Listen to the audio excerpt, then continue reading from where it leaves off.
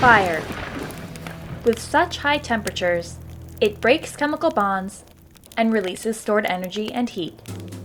It also releases carbon dioxide into the sky, some of which gets absorbed by plants. When early humans captured fire, its use spread rapidly. It connected societies, spurred advances in technology, and language developed around its safety and warmth.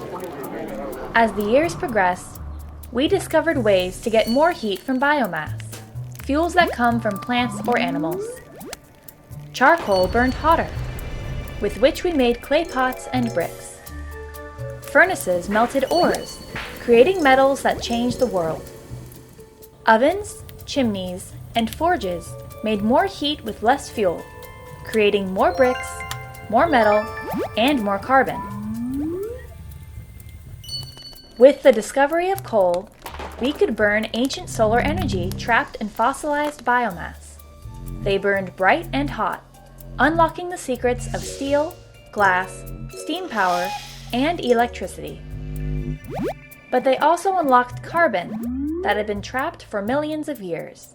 Enormous quantities of fossil fuels have since been burned, releasing tons of carbon into the sky. This has caused one of the biggest crises in human history, climate change. With limited fossil fuels remaining, many seek alternative ways to generate electricity. Burning biomass from forests and farms are one option. Trees seem abundant and cheap, and with proper replanting, are renewable. Other sources like farm waste, grains, and grasses are easy to grow.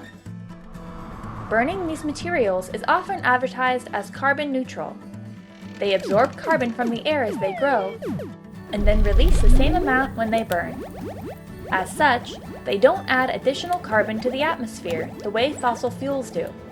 But replacing fossil fuels with carbon-neutral biomass isn't enough. Right now, humans produce 50 billion tons of CO2 each year. Scientists agree that we need to work together to remove, or sequester, more than 10 billion tons of CO2 from the atmosphere each year until 2100, or risk catastrophic climate changes. What's more, any additional atmospheric carbon accelerates climate change, causing forests to dry, permafrost to melt, and methane to bubble from the sea, releasing even more carbon. The big picture is clear. We should add as little carbon to the sky as possible, even if it's from biomass, and sequester as much as we can. Thankfully, plants excel at growing, storing carbon safely in wood and soil. By planting trees and restoring ecosystems, as we develop cleaner energy sources, we can limit carbon emissions, reverse climate change, and foster a greener planet.